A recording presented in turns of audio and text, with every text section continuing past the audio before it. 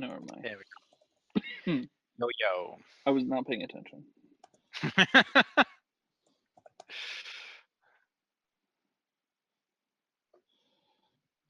Okay, so in theory we're live. I did not pull up Twitch. I So see I don't know if a that's true. advertisement at the moment. Same here. I So also see an advertisement. Okay. it does So- say roll for mischief. We are rolling 9 seconds ago. So hey, you know. Yeah. Sweet. Okay, cool. Hi. So we're live. Sorry for the Yep, lack of quasi-professionalism that we generally start with. Sorry for the I'm eating, and you have to deal with that because food and delicious. Yeah, well, I'm eating too, so we're all. This is a very casual Every day. every one of our episodes eventually culminates in a mukbang. Yep. Are we recording as well, or just is this going up on YouTube? Or is Yeah. So OBS automatically records when you stream. Yeah. All right, cool. Yeah. Well, hey, I'm eating. Give me a second. Cool. So yeah, today is not our usual gaming video. Those of you that have been watching will know that we announced at the end of the last one. We are going to be having this week off as we transition between Josh's episode and my next episode. Yep, Kyle has some personal issues, and he's got some family stuff going on, so he's not able to make it. Yep. All right. He has joined a pirate crew and is avenging the death of his father, I believe. I believe that's right. So, Truth. in the wake of his absence, I have brought for you all this wonderful thing. Are we ready? I'm holding onto my pantaloons. Oh. This video has brought me so much joy today. I figure I might as well share it with everyone. So we're not actually talking D&D. We're just going to spend the next 3 hours doing commentary on this clip of a parrot kicking over a paper parrot. Now, is that a parrot or a budgie? This is stage one of our commentary. What is that? It's a green bird. That's far more than I already knew. So Video said parrot. It looks no, we're not watching. I don't know what that is, but go away. Stop screen sharing. I'm sorry, everyone. That got out of hand really fast. Ooh, that is something that's interesting and nothing at all to do with what was just shown, but could potentially be like dragged into a D&D or role-playing adjacent topic somehow. I haven't planned this out yet, but just with your suggested videos coming up there, did you know that Netflix changes your thumbnails depending on your preferences? I did not. I know my kids changed the thumbnails on our Netflix a whole bunch, but I didn't know that Netflix did that itself. So, like, if I get a recommendation for Star Trek: The Next Generation, it will look through not only my Netflix habits, but if I've accessed Netflix on a cookie-enabled device, so not just my TV, which I don't do any web browsing on, but other devices like my phone and computer, it'll take all of that information, put me into one of like things like 1,500 like person category boxes that they've got. And we'll show you thumbnails related to that. I was seeing an article, and then I later listened to a podcast where they referenced that article, where this guy like compared his and his girlfriend's Netflix feeds. And there's a show called The Forest. His wife, gets a forest and a wolf and lots of smoke. It's all really eerie. He gets half-naked woman covered in blood. Quantico is another show where she gets a woman in a power suit, sort of half leaning against a table, staring straight to camera. It's a strong, powerful female on her own.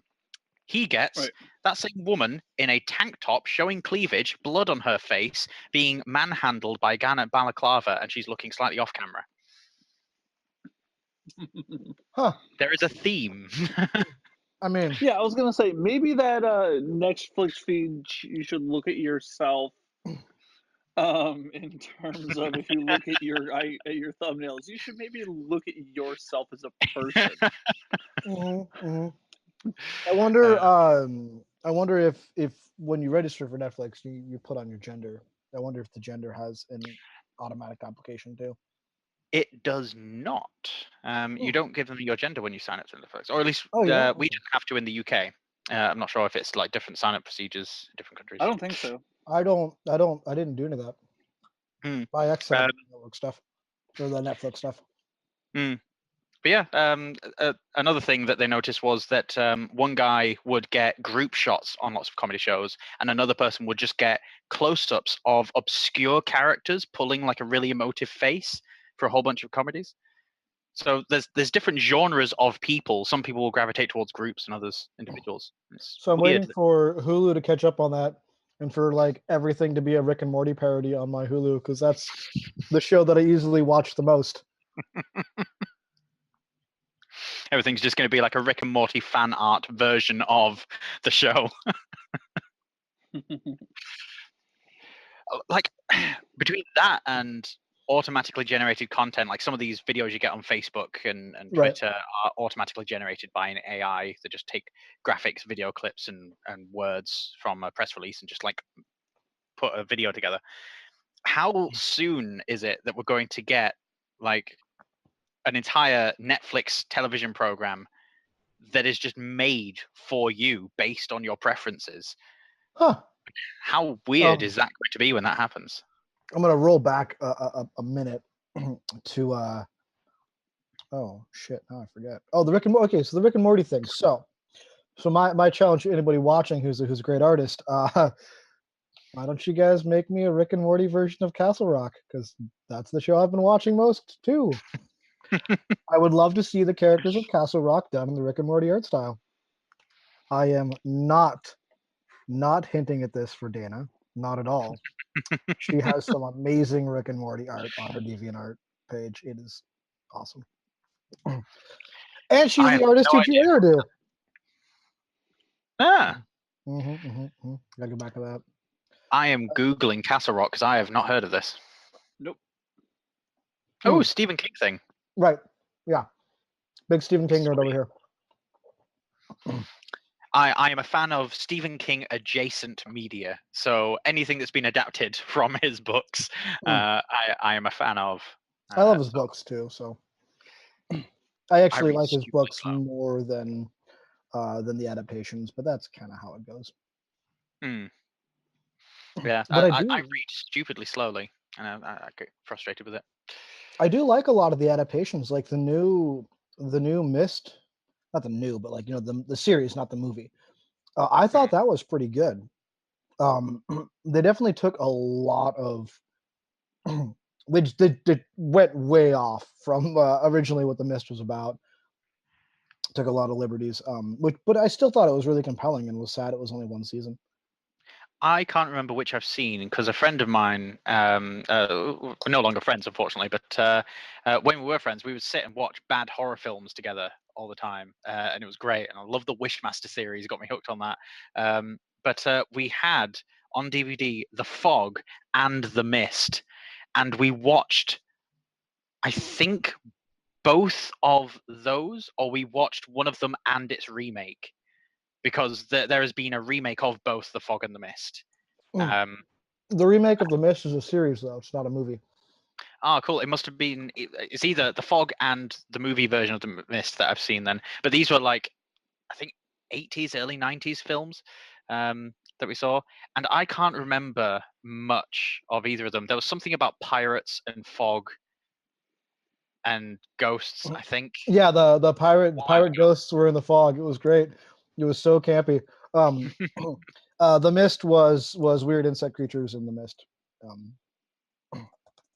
I'm actually going to now use my Google machine and just make sure that there wasn't just one Mist movie, because I could be wrong. I've been known to do that. It Can you must guys have only check been on fog. on Twitch and make sure that we're synced? Let me turn my volume. Yeah, we sound good. I just heard you say that, and Okay, cool. I worry about that. no, we're good. I think you've gotten Okay. the problems fixed between the last day and a half. The fact that we're actually streaming on Twitch right now live is a huge improvement compared to Sunday. Trust me, I spent a very long time working on that. Mhm. So Between do that we and have editing out, there were when we were recording on Sunday, because we obviously couldn't get Twitch to work. Apparently, one of the smoke detectors in my house, their battery was low. I could hear that in the few things that I actually heard. Yeah, I could hear that Yeah, I beeping. didn't get the first few ones apparently, but then I started to get better and better about it. Because I didn't re-listen to the entire video after I finished editing, because when I finished editing, I think it was like close to 3 o'clock in the morning, and I was kind of like, "Fuck it." Okay, so Um, yes, The Mist was a 2007 film, and then the remake was the TV show remake was 2017. The Fog was originally released in 1980, and there was a 2005 remake of that. And I don't think I watched the 2005 remake, but I do not remember pirates in that in the promotional material. So I think they took that angle out and just made it ghosts. Mm, it's been a And long time. and according to this screenshot right here, Superman's in it. Check this out. Which one? which Superman? Smallville Superman. Oh, okay. Oh, cool. Yeah, Tom Welling. Yep. That was his name. I don't know names of actors unless they're like Christopher Walken level actors. By that I mean Christopher Walken's the only actor whose name I know. Oh, you mean that movie with Christopher Walken? It's everyone I've seen. He played Captain America, right? That's a guy actor. You Oh, know, I crazy. know who Chris Evans is. I'm sorry, I'm not that distracted. you're like, I'm not that bad. Yeah. Hmm. There was an odd thing. I went to a drama school for a year, which was actually a scam. It didn't mean to be a scam, but it was. That was a year of my life I'm not getting back.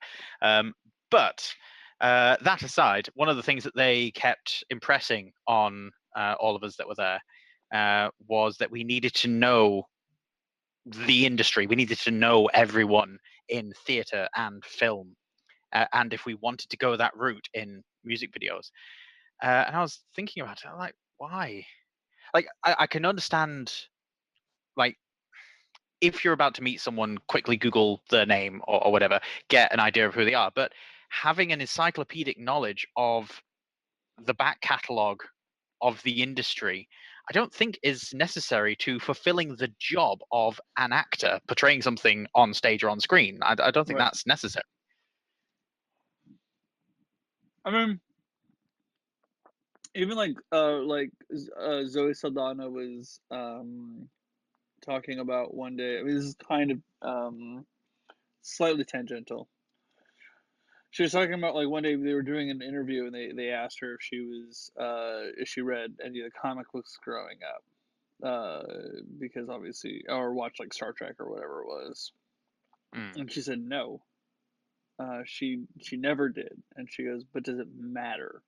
Would you rather have a fan doing it or have the best person for the job?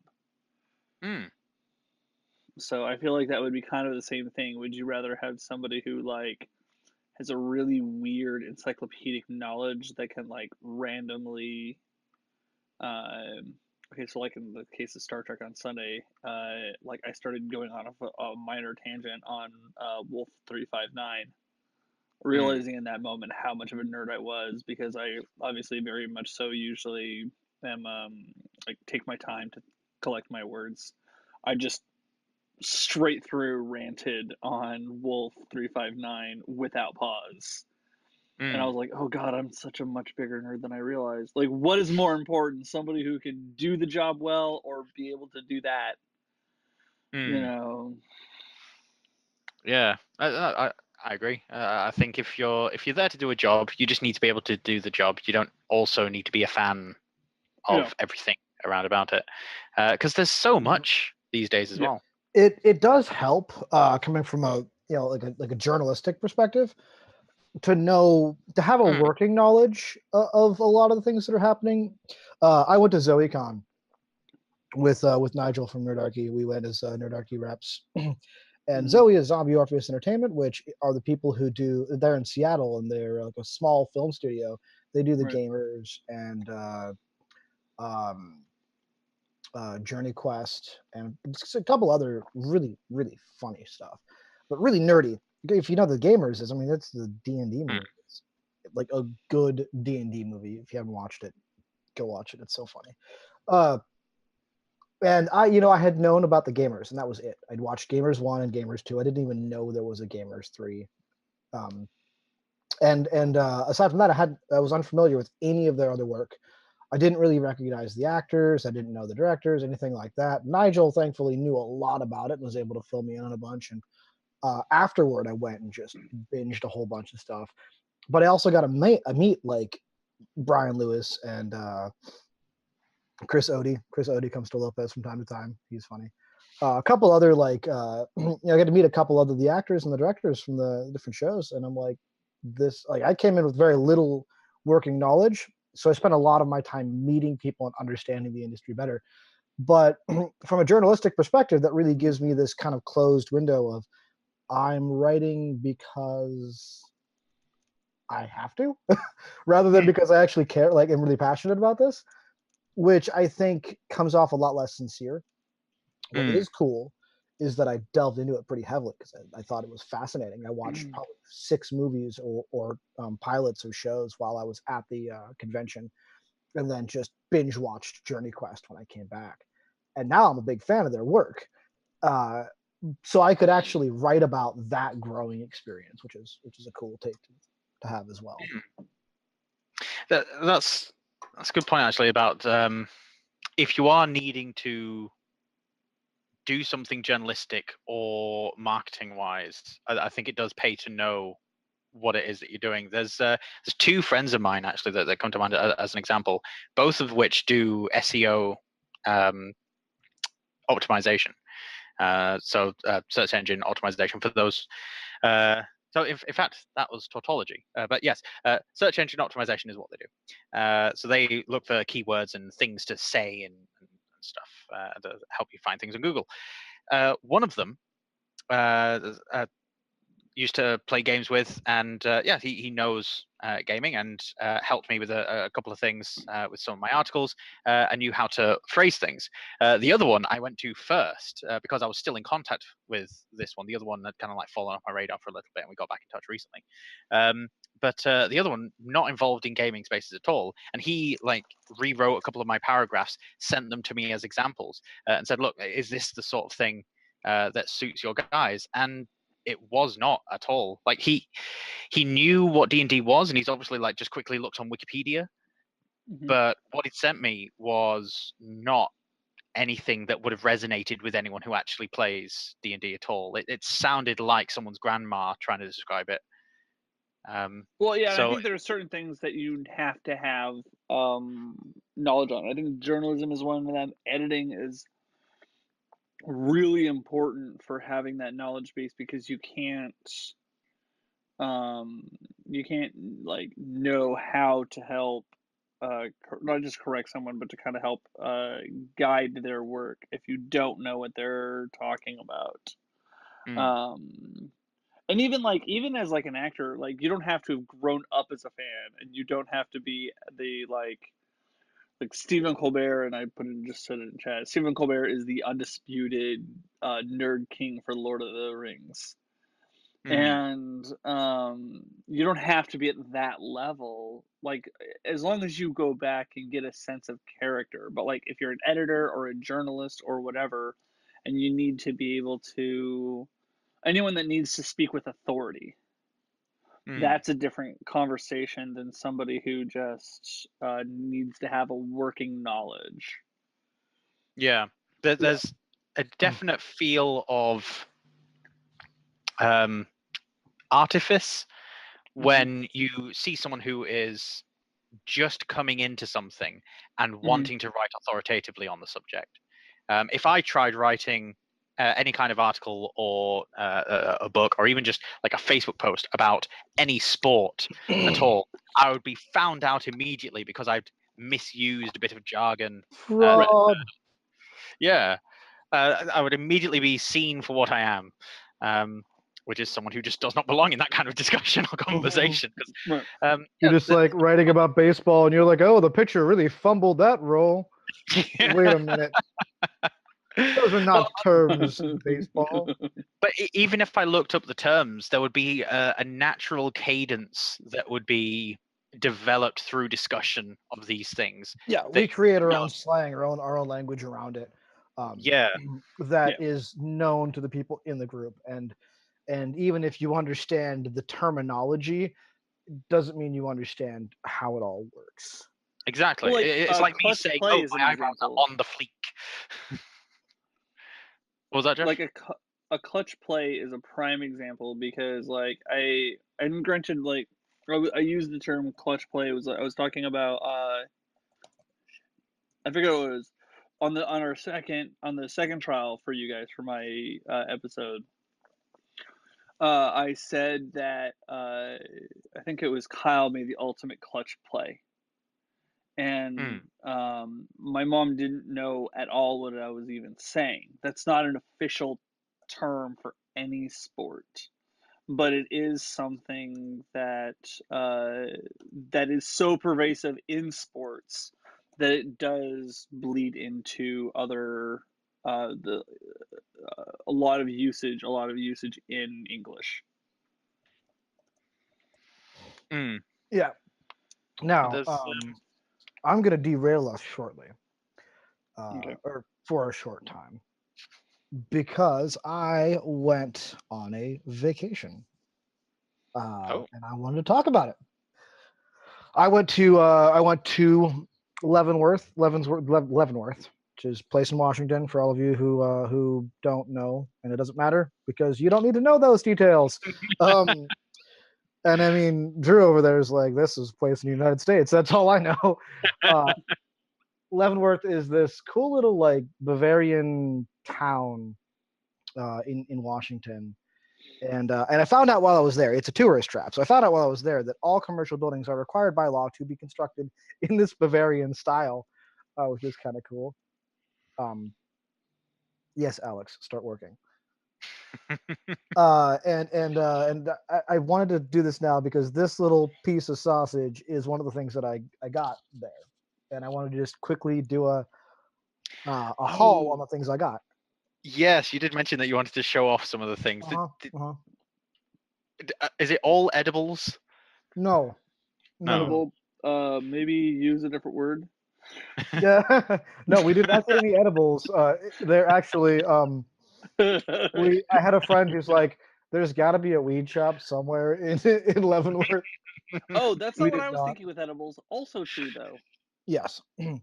uh, and so I'm I gonna think go you over the got where food I'm stuff saying first. edibles now. Okay. I'm gonna go over the food stuff first. I bought mustards because I like mustard. I got a nice spicy mustard, an onion-based mustard. It is a very beautiful town. And then I got honey because again, I love honey. This goes into my coffee every single day. So, Coffee. yeah, in the United States, Drew, we drink this black sludge substance, just infused with caffeine, and we call it coffee. I know it's a foreign concept over in the UK. Oh, have you guys listened to Bob Newhart? Uh, I have not. No, I can't remember what decade he is from. Sometime between the 20s and 70s.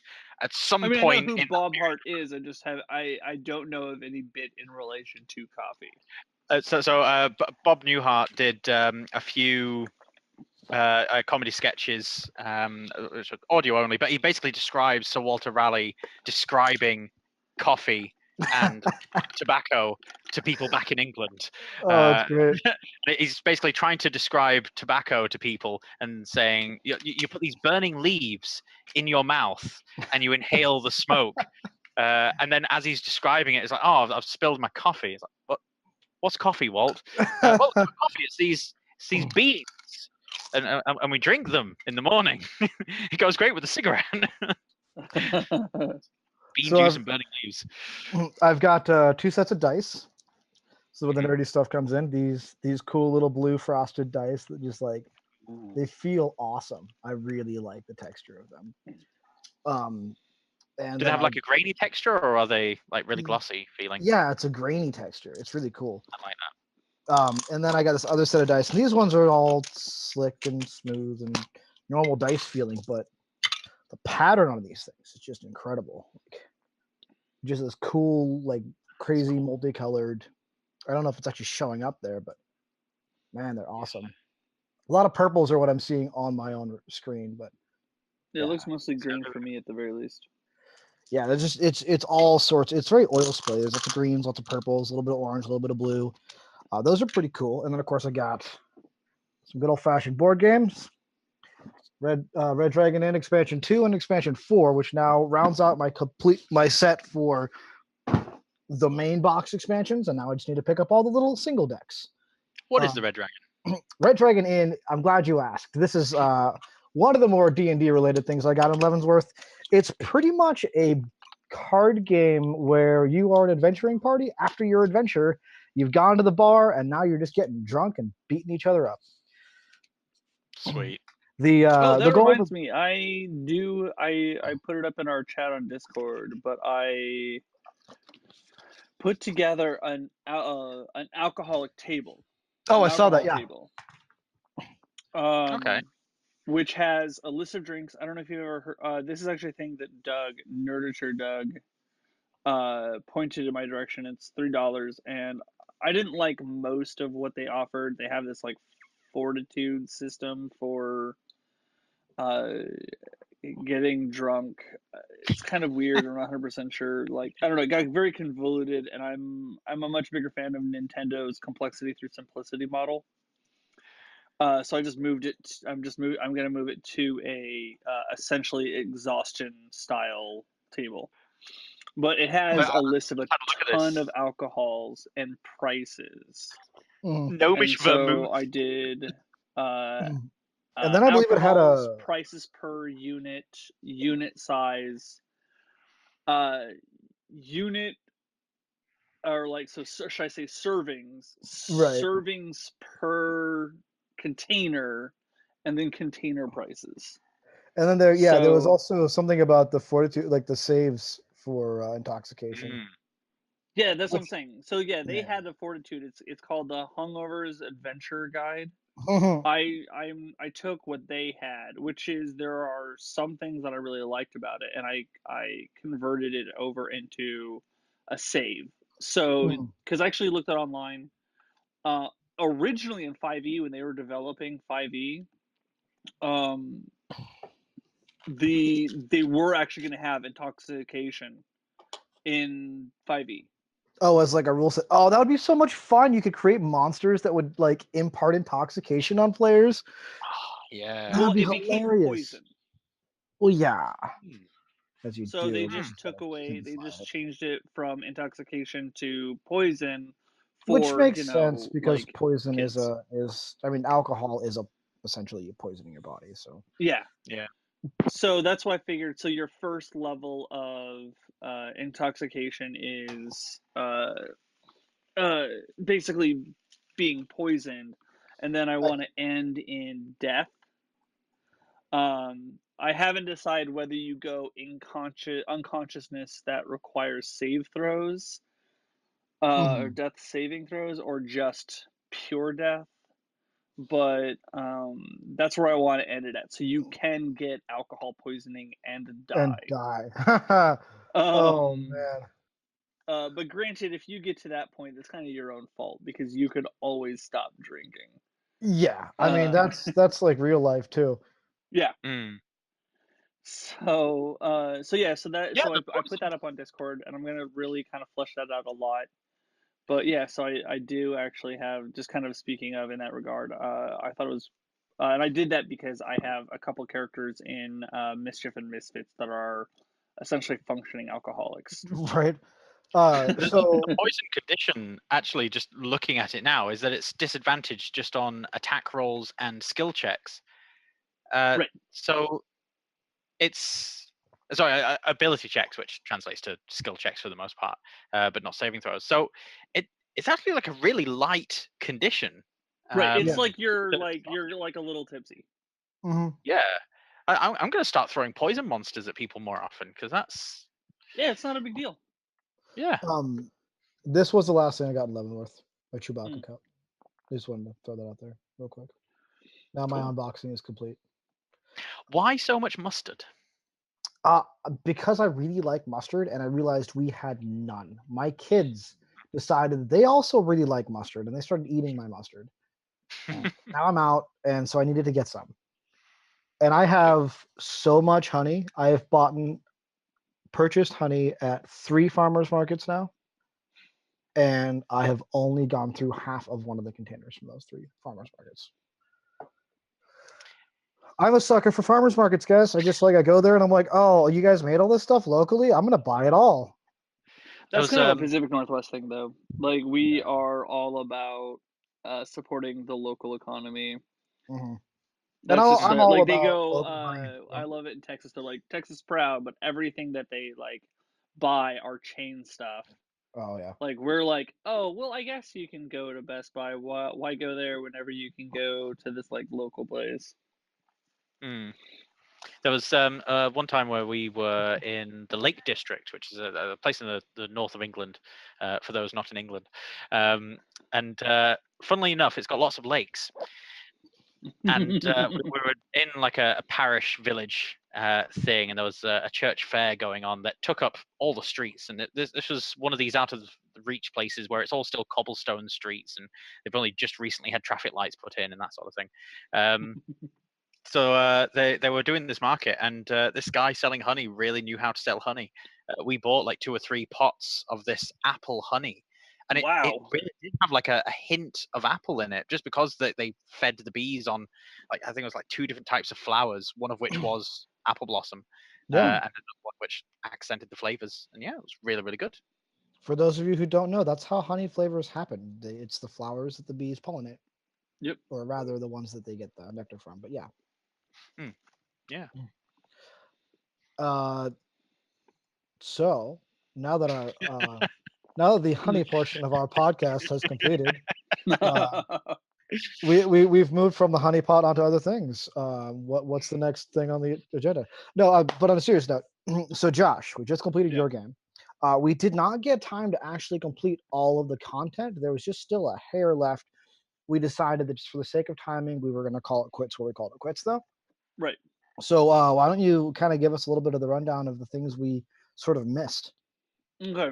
So there's not a whole lot. There's so you guys basically would have gone back to the trial masters, and they were going to ask you about like the trials and whatever, and it was going to be revealed that the second trial, the one of Ind, was supposed to be a duel. They had 2 people to go there, and you were supposed to use a combination of intimidation and combat prowess to duel these 2 characters in order to show your I don't know, not like yeah, I guess strength of force, essentially. Hmm.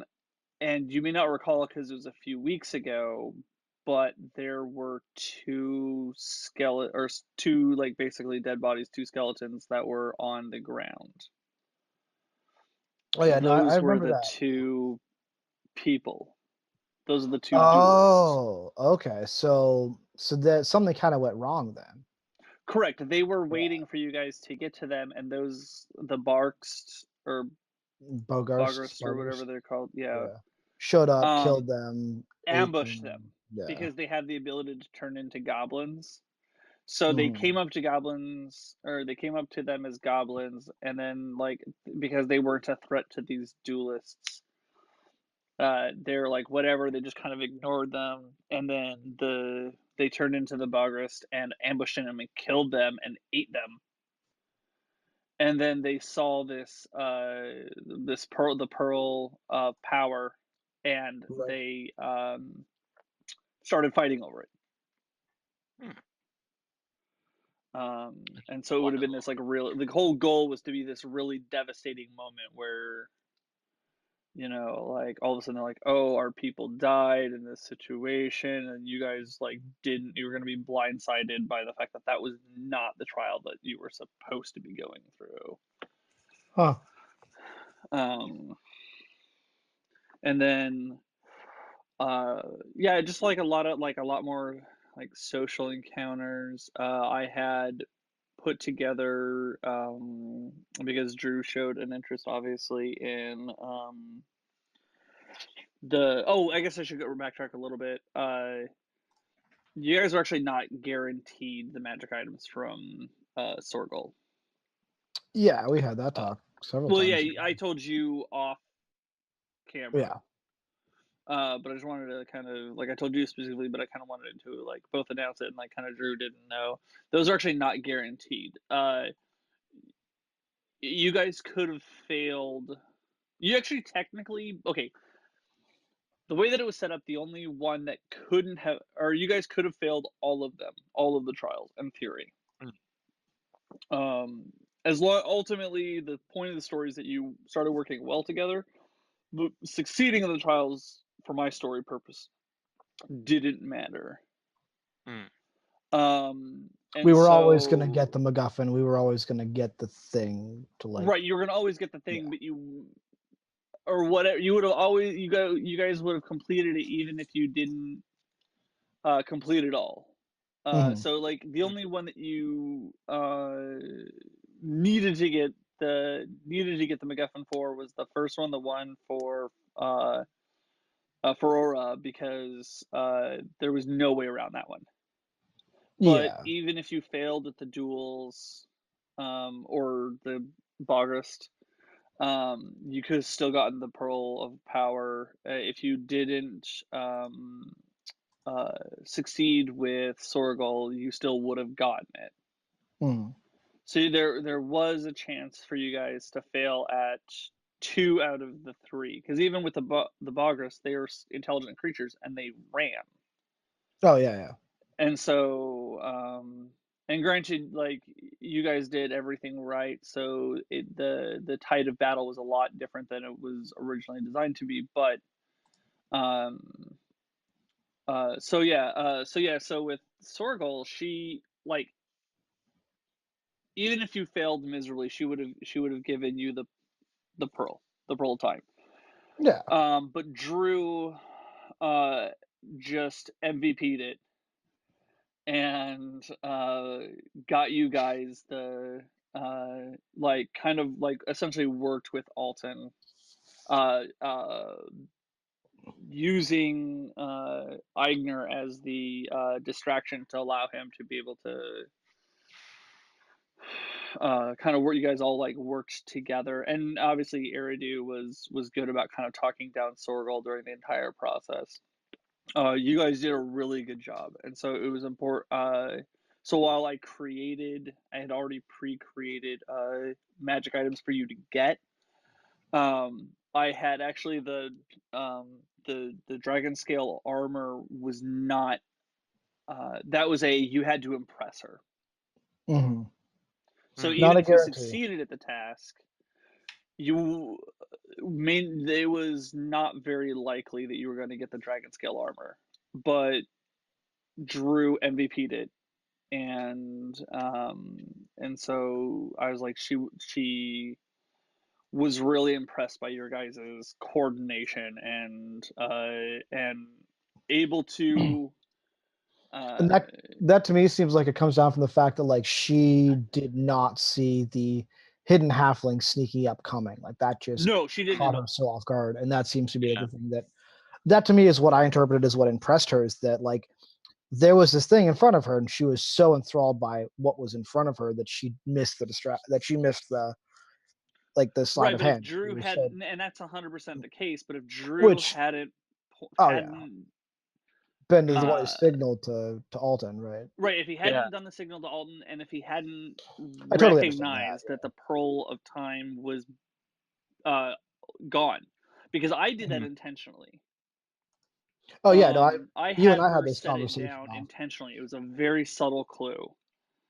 You and I had this conversation off Right. off the air because you had mentioned Alton from his position sees something that you guys don't see right now. Like, do you want him to act? And I had specifically said no. Like, let us figure this out. Well, no, I as didn't. I didn't wait and to point out Alton's position until after as Drew figured it out, and I was just watching him go, oh, oh, oh, like that. I just like watched him for like 5 minutes, just get really okay, excited, and I knew where he was going, but like I didn't say where Alton was positioned until he had a chance to talk. oh yeah, no, I was just saying Yeah. like during our break we had talked about that because you were like he notices something that you guys probably start seeing from your angle. But Right. as the GM, you did the right thing to say, okay, how do I give the players that information? And you didn't force that information. Drew actually asked. He's like, hey, like, Mm. can I look to see if she Exactly. still has And so the if he hadn't noticed that, then you guys wouldn't have gotten that. Mhm. Yeah. And so I because that happened, you know, like you just impressed her, and the only reason in fact why he was discovered at all is because as soon as he touched it, he was going to lose his Oh yeah, because perception you on reality. right. Mm. Um I mean, you had already foreshadowed with the other orbs that as soon as you touch them, like you just are yeah, instantly distracted, like you're overcome with what right, happened. but if she Yeah, didn't roll so high on her second perception check, he could have actually gotten gone away through with that. it. Yeah. Um, I'm I had a fairly moment. convinced that. Oh, go on. Well, you go on. No, I you. was just, I was just going to say that I'm fairly convinced that On is going to scribble down that he knows thieves can't on his character sheet now because he successfully did one hand signal. Like um, that's how thieves can't works, right? right. Me and Eridu both had a legitimate "oh shit, we're all gonna die" moment. As Yeah. soon as Sorgal turned into the ancient dragon, as a player, I'm like, the fuck am I supposed to do with that? And then Josh is like, "Yep, your initiative count, you're up." And I'm just like, I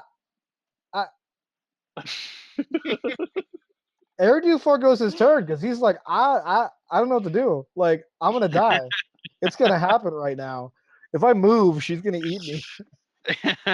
And it was really funny because like Kyle just kept on wanting to attack, and I was just like, "Do you?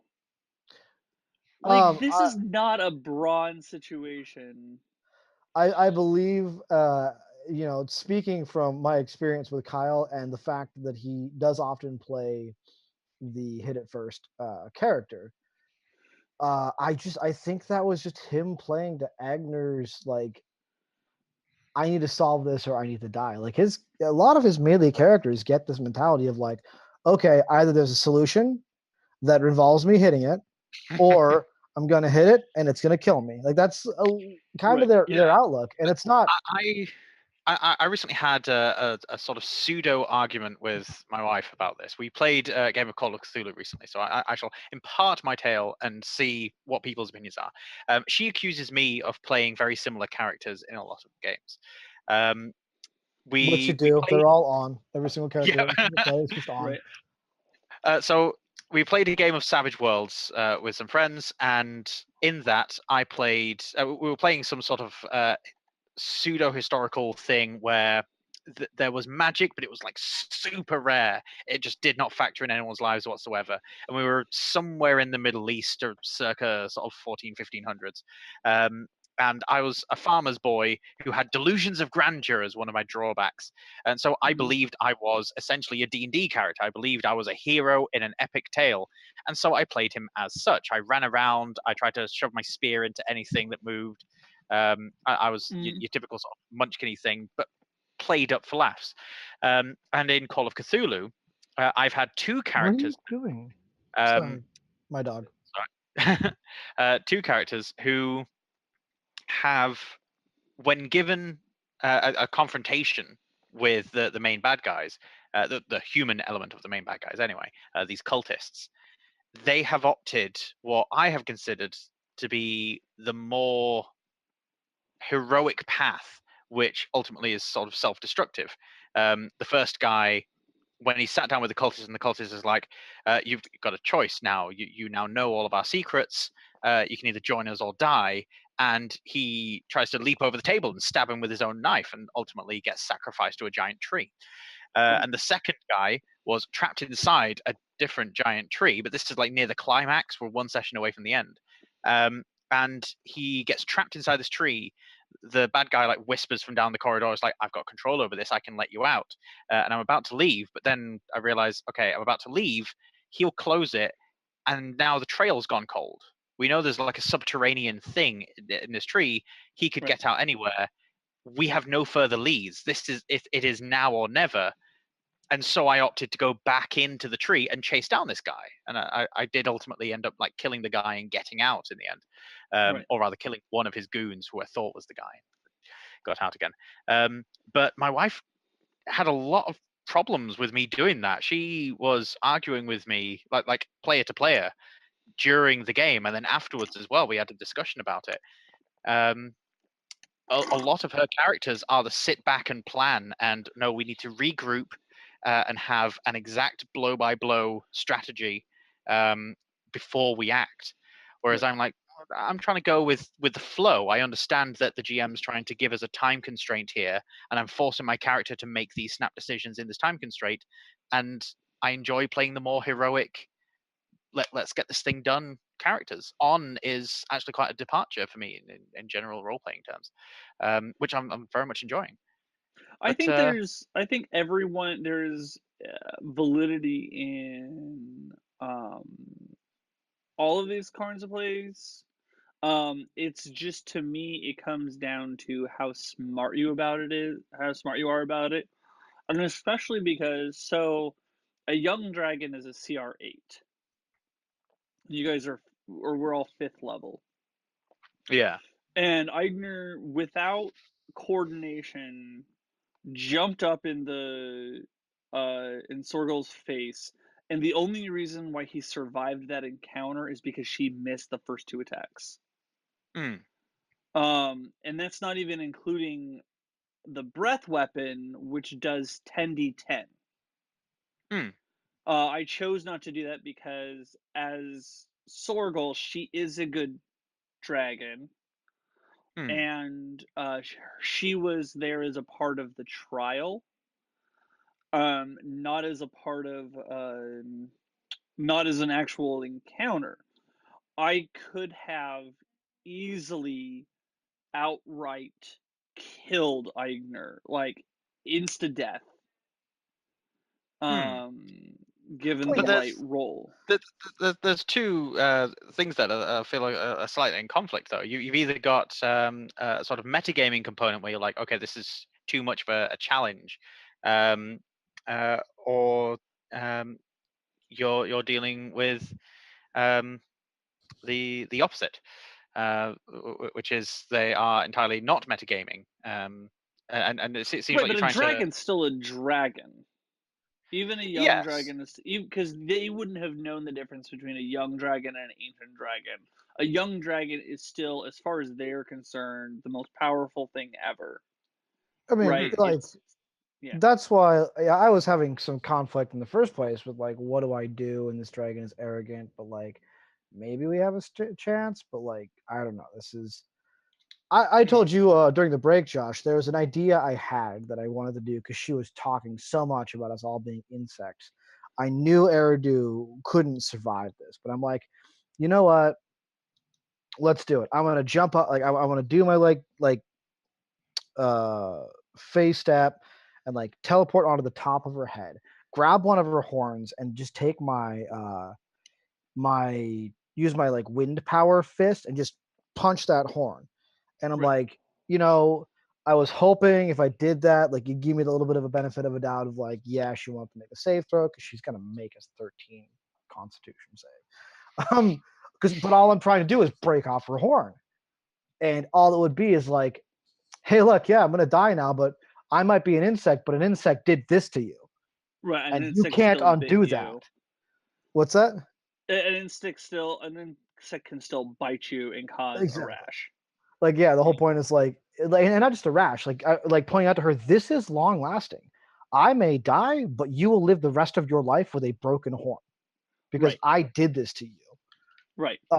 And And that yeah, was you just depending on the situation, I might have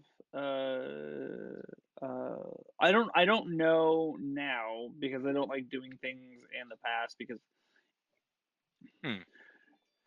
you can change you in the moment versus in the past mm, how you would have that 2020 vision how you know you may have I may have at the time been like well I don't know or mm, I mean at the time I've been in I don't know but now I would say yeah that makes sense and a lot of yeah, it I think also comes down to communication and explanation of what you're trying to do and in a moment you're not always thinking about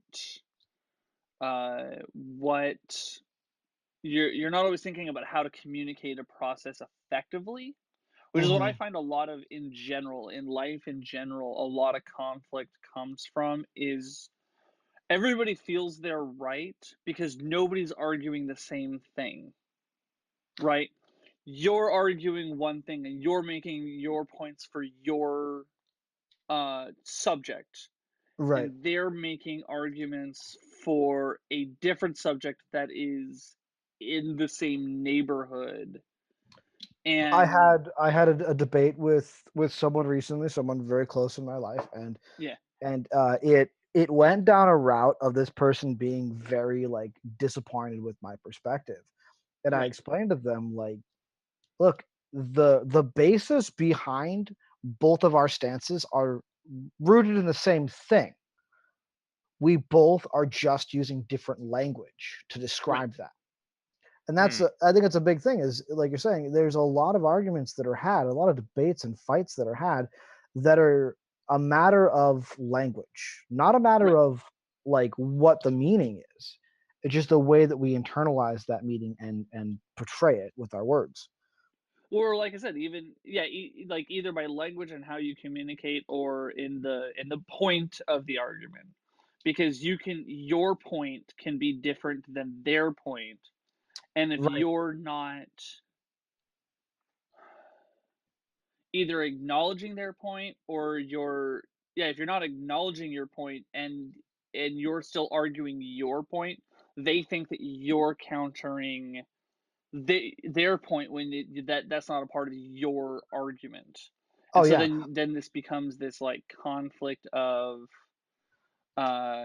of two different sides that are not in the same fight and so I engaged in a Facebook conversation at one point, and I almost went into it as an argument because I someone had at one point said they disagreed with me, right but and then they kind of explained their side, right and then I went on the mentality of like, oh well, this is a disagreement, so like we're coming at it from different perspectives. Like, let me try to explain my perspective, and then I realized that even though this person said they disagreed with me, like our perspectives were still very much the same. right We were still saying very much the same things. We were just saying them differently, and I had to like check myself and be like, okay, no, this isn't a fight. We're not arguing. Like, hmm we're saying the same thing, right just differently. And so I had to change my approach and like reword an entire comment like conversation I was having because I was like, no, I'm not getting my point across incorrectly. I just took it into myself to think like, oh, I'm in an argument when I'm not. Well, right seeing I'm going to as use even this right now as kind of a prime example because you're relaying a piece of information of wording, which I Right. don't disagree with you on, and I'm relaying a piece of info. I don't disagree. You're right. Wording can play an important role, and in the context of what I want to get back to in a minute, um, in terms of the game, um, you're talking about wording and communication. And I'm talking about a difference in actual conversation Right. where you have I say that um that I like monkeys, and you say that that you like uh, let's see, rabbits, Mm. right? And, and We're not arguing about which is better. right, we're having a conversation, sharing what our likes are. Right. And so what ends up happening is that you say, I like rabbits, and I'm like, well, no, I like monkeys. And then you Mhm. think, oh, well, he said by saying that I like monkeys and not agreeing with me, That you don't then like he, rabbits. and it's really hard because a lot of the debates that I would actually use as examples, I don't want to do on stream because then we get into politics and I don't want to do that. Oh yeah, but I mean, you're right. These are spaces where politics and religion typically come into conflict. These conversations come into conflict because of the fact that we're not having the same conversation. Right, exactly. And so that's one of those situations where, so like bringing that back, I can't necessarily say that I would have how I would have ruled on your attempt based on what you were how you would have communicated what you were just talking about. Mhm. Um in terms of what you were trying to do. If I didn't understand what you're trying to do, I may have rejected your idea. But if you had communicated it properly, I would have been like, okay, I'm down. Mhm. And so I think a lot of that comes down to yeah, that just a lot of that comes down to that. And but that's in 2020. I don't know necessarily 100% sure how that's the case. But either, like I said, regardless, it's still, you guys double succeeded. You succeeded at completing the trial, and you guys succeeded um, at completing it in the most impressive way. Like the way that you guys operated with, even without Drew's uh, MVP moment, Mhm. you guys were going to end up to a degree succeeding at the trial. And really, the only thing that was interfering with your ability at all was the fact that you guys kept on being antagonistic towards a. You were not talking to it at, or sorry, her, talking to her at her love, or in her language.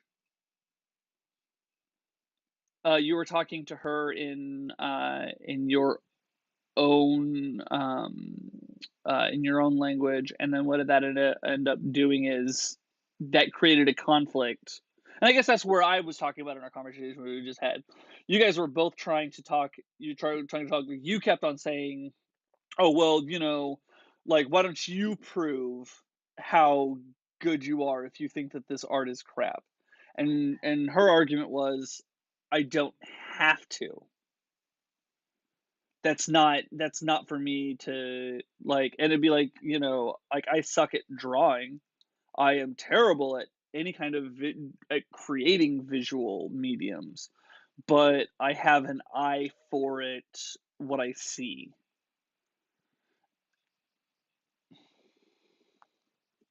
Right.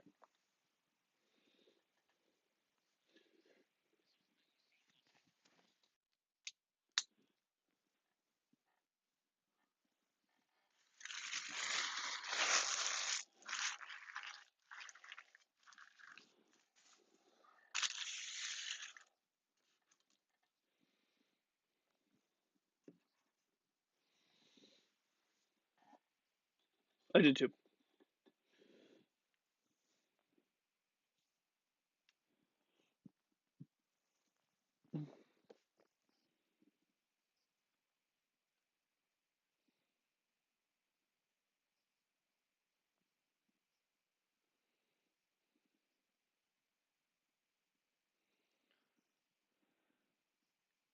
Yeah, I'll disagree with Revenge of the Sith, but and I would probably put Empire before Jedi, but yeah.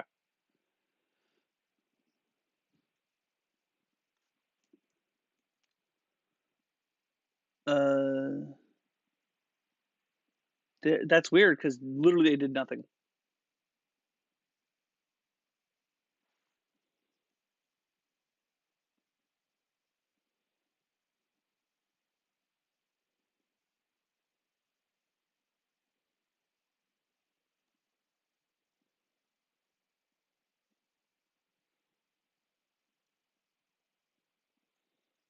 Oh wait, hold on. Hold on. I have my sound a little bit weird. Hold on.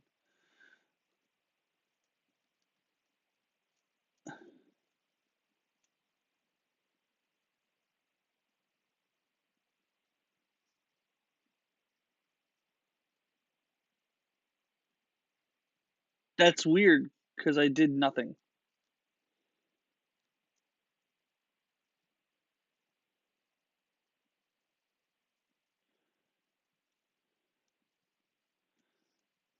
Okay, hold on. I literally nothing changed, so I'm not 100% sure what happened. Hold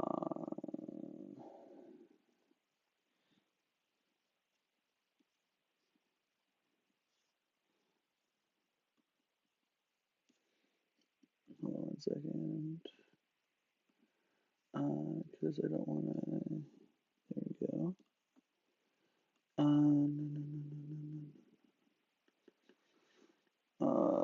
Come on now. Oh wait, hold on. That's why. Hold on. That's weird. Something weird happened. I think I figured it out. You better hurry up because I'm about to fix this. Oh, I know what happened. Okay. I switched sound devices. And okay, so I switched sound devices and because I switched my AirPods.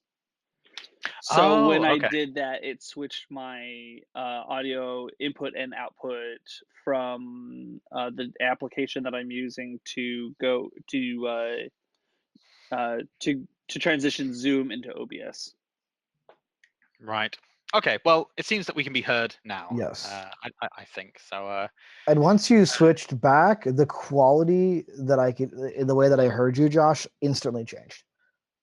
Much better or much worse? Actually, oddly enough, neither. I just heard you only in my left speaker. I'm not sure what that means, and I muted it, and I don't care anymore. But I just thought that was interesting that I only heard you in one headphone. Okay, cool. Wait, Yay, still delayed delay on visual? So are visual. we at are we not synced? It's mostly video to audio. So like all three of us So are. there will be a delay video to audio because the video is going straight through OBS while the audio is being filtered through a different program. So it is going to have a slight delay. That's just part of the setup we have right Okay, I'll have to figure. I mean, we're at least a step closer, now. but I'm gonna have to figure that out. And I think if it's more than like a second delay, it might be a problem. But if it's only like a second or like Okay, 2 I will seconds, continue to not a work big it deal. because I will continue to work that out. And that's something that can be fixed with YouTube, because if you got the whole file, you can just like disconnect the audio and shunt it back a This little. is also true. But I do not expect this to be a heavy visual media. So it is a Right. full second. Okay, at least a full second. Yeah, we'll have to address that. Well, yeah, we'll address that. I'll figure that out. Sweet. What were we talking about? Last Jedi. Yeah, Holdo, Yes. Yeah. bad decision. So like, I love the Last Jedi. I think it was a good film. And Admiral Holdo not telling people that she was continuing on with Leia's plan that Leia had already told everyone. You could make an argument that it was a good call, because as far as she was concerned, there was no explanation for how the Empire was finding them, possibly a leak, possibly a mole. And so, yes, Leia had shared that plan, but Admiral Holdo taking over and then being all secretive could throw the mole into confusion and be like, okay, are we continuing on with Leia's plan? Are we not? What do I report to my superiors? What do I tell the Imperials? It seems like we're doing a different plan, and throwing the enemy into disarray. That plan ultimately didn't work very well. She lost the trust of her crew, and a mutiny happened. But that further ties into the themes of the film of failure and things not quite going according to plan. So I think that was a decent move. I don't think that characters need to make smart decisions all the time. Yeah, I 100% agree. Actually, like I intentionally do that with a lot of my characters in games where I'll make them make dumb decisions because it makes them more human. Yeah. Don't get me wrong. I'm not saying that you guys had to succeed. What I'm saying is Oh no, that that's not what we're saying either. yeah, But yeah, we're yeah. just saying like in defense Right. of Holdo and of just characters having like making the right choice and like with film criticism and stuff like that. We were talking about that. It's all the matter of in an art medium. You have a room full of writers who are writing a story, but Right. good writers recognize their characters are characters, and they have their own thought processes, their own internalizations of what's happening, and their own ways of seeing the solution to a problem. And those characters act in that border. Right. They Bad they uh writers, they they are real people who act yeah, in their like kind of like Star-Lord in uh Infinity War. Mm. right. And he Where acted on personal motivations, not on exactly. like the Yes. greater good. And Yeah. where like a bad writer is like, all right, I'm gonna write my plot here, and all the characters are gonna make decisions that further that plot, and Right. like they all know the same information, and they're all knowing what I knowing, and they're functioning on that information, like 100%. In defense of Star Lord, man, I'm all about it. People bitching about Star Lord getting everybody killed, like no, that made sense, and Steven knew it was gonna happen. Yeah. Doctor Strange knew exactly what was going to happen because Doctor Strange, remember, looked through all these possibilities and found one in which they win, which means every single decision that happened that he was involved in since then is a decision that he knows has to be made in order for them to win.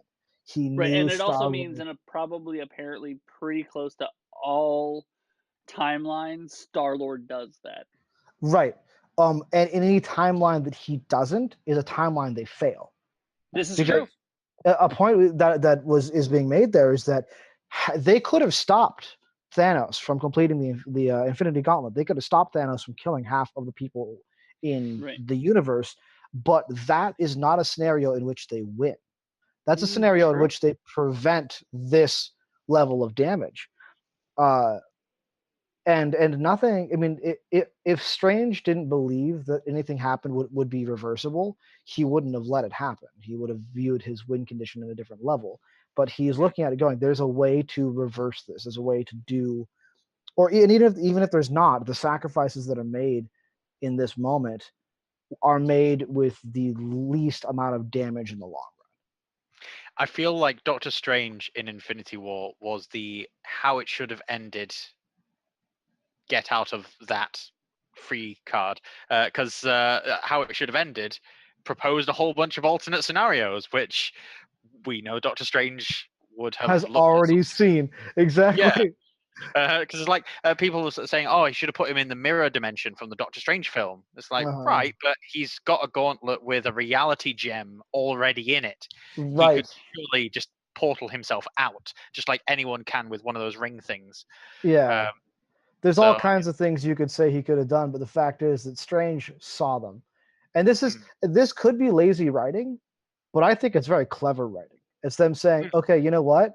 There's a lot of fans. They're going to come up with all these theories. They're going to have all these different reasons, these different things we could have done differently. Strange has already seen them. And you now need to follow along the storyline we're telling because essentially Doctor Strange told you any other choice leads to failure. Yeah, he yeah. literally said one outcome Mm, is the only one. And because he and you go back to where Strange said, I will sacrifice anyone else to Yeah. ensure that the That time Thanos does stone. not get the time stone. Yeah. Yeah. mm, So the And then importance of when that is and is then when it significant. comes down to it between keeping the time stone and Tony Stark dying, he Yeah. chose to let Tony live again because he saw Tony being alive is one of the only reasons that this is going to happen. Uh, man, guys, go watch Wisecrack. They break down a whole theory on exactly how this thing structured. Part of my argument is coming from that. Part of my arguments are like arguments I already had before I saw that video, but that video solidified a lot of them. It's Hmm. mm. perfect. It just completely explains why everything that happened in Infinity Wars happened in Infinity Wars in the way that it did. It explains Stephen Strange's theory or Stephen Strange's like idea. It's really good. Uh, I think that the Super Carlin brothers also did a really good video that has to do with that kind of theory as well. Was that an Earthling Cinema wisecrack one, or? No, it was the not the philosophy of, but like one of their breakdowns. It might have been one of their podcasts, but it was one with Jared, and he's just focused on him. I do enjoy a lot of their content. I've not seen the Infinity War one, but I did see one on Annihilation, and that made me want to go and see the film. So I then went and watched Annihilation, and very good film. I enjoyed it. Actually, I was a wisecrack breakdown of Prometheus that made me want to go watch Prometheus. Even though I know it's connected to the Aliens franchise, and I love like the original Aliens films, Alien films. I had no interest in watching Prometheus until I watched that. And I'm like, okay, it's probably not a great movie, but I'll go check it out. Yeah, I like wisecrack a lot. They are clever guys. Yeah. I had a thought. Yeah. So getting back to just the point that I was making was that like. Oh, I'm sorry. I don't think this was. I think it was Super Carlin Brothers where this thing comes from. Oh, okay. Yeah. That makes a lot more sense. I mean, that makes sense. They do a really good job of really putting together stuff with a lot of evidence. Yeah. Actually, so getting back to, like I said, they had a video on if Thanos killed himself with a snap, which is really interesting. Oh yeah.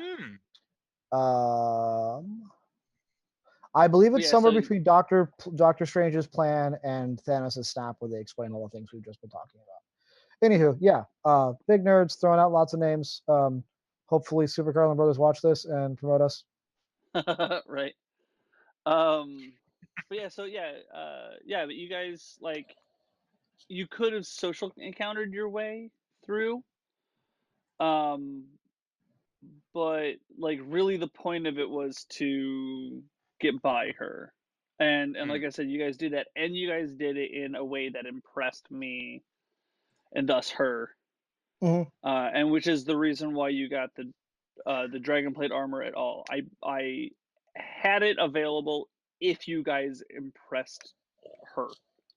But and if you hadn't succeeded, if she thwarted you, you still would have gotten the pearl, but you wouldn't. She would not have let you search through her treasure to grab some things. And in fact, there were things that you guys, because no one did a high enough investigation. There were things that you guys actually didn't see. And so, you guys weren't actually guaranteed any of that. So, and that's one of the things that I like really tried to do was to, put together as much as I could of saying, hey, this is realistic. You don't have to necessarily succeed at the trials. And like I said, if and kind of going backwards. Oh yeah, and kind of going backwards a little bit. Like I said, if I had, because whatchamacallit, she hit as a younger form. Sorgel hit Eigner with 16 damage on one hit. Right. Of her. She had the bite and the 2 claws. She hit once.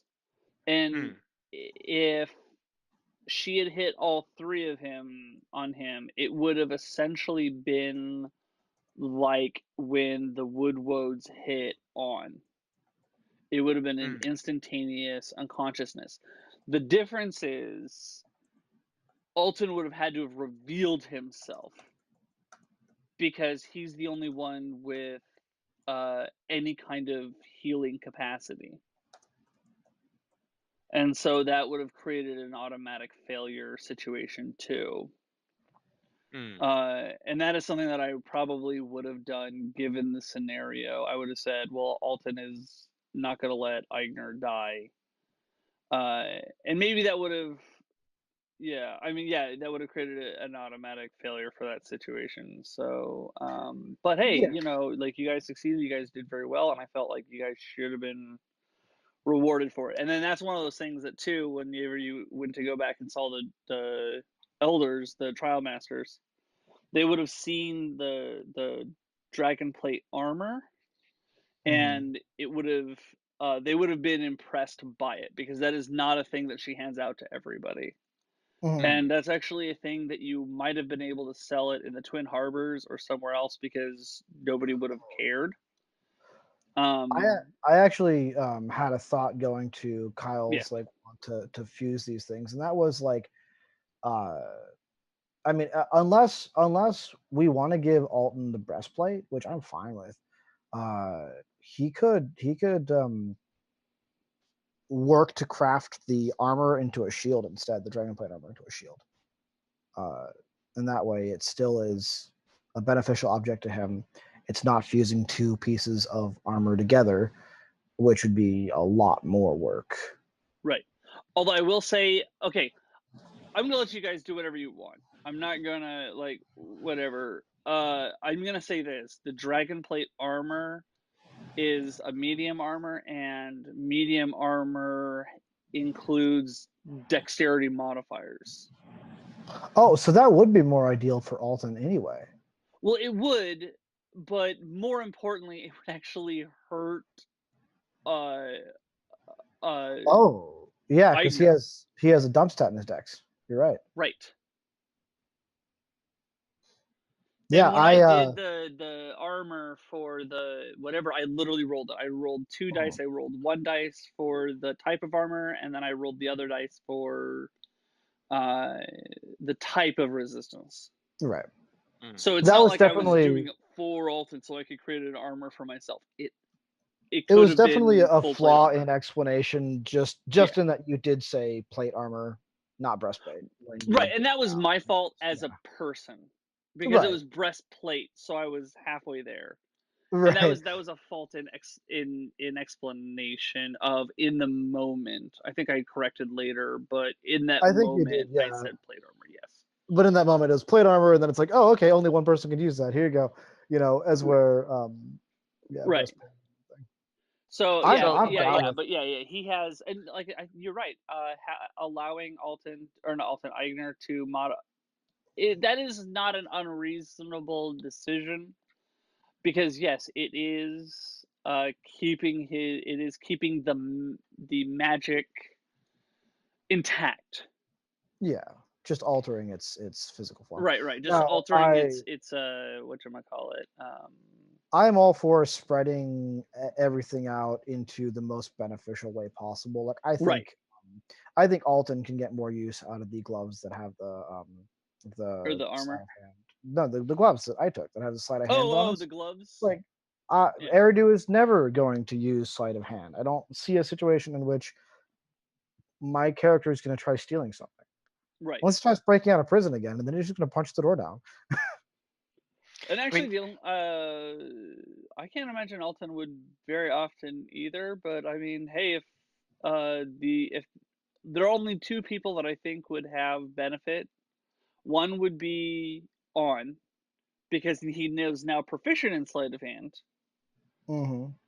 and the other one would be Alton, and that's only because he has Dex 2, but I don't think that he's proficient.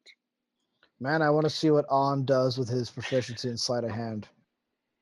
The only thing that I want to clarify from your campaign, Josh, is was there a secret success that we could have had if we just slaughtered the entire Bright Moon family in their sleep? Like I'm assuming that was the case. If we just killed them all, stole their stuff, went home, no, is that failure? I did not consider that. Nor should you have. It It's a would ridiculous be idea. require you to. Now it becomes a different game, and I would probably have to sunset Alton, and you would have to make him an enemy NPC.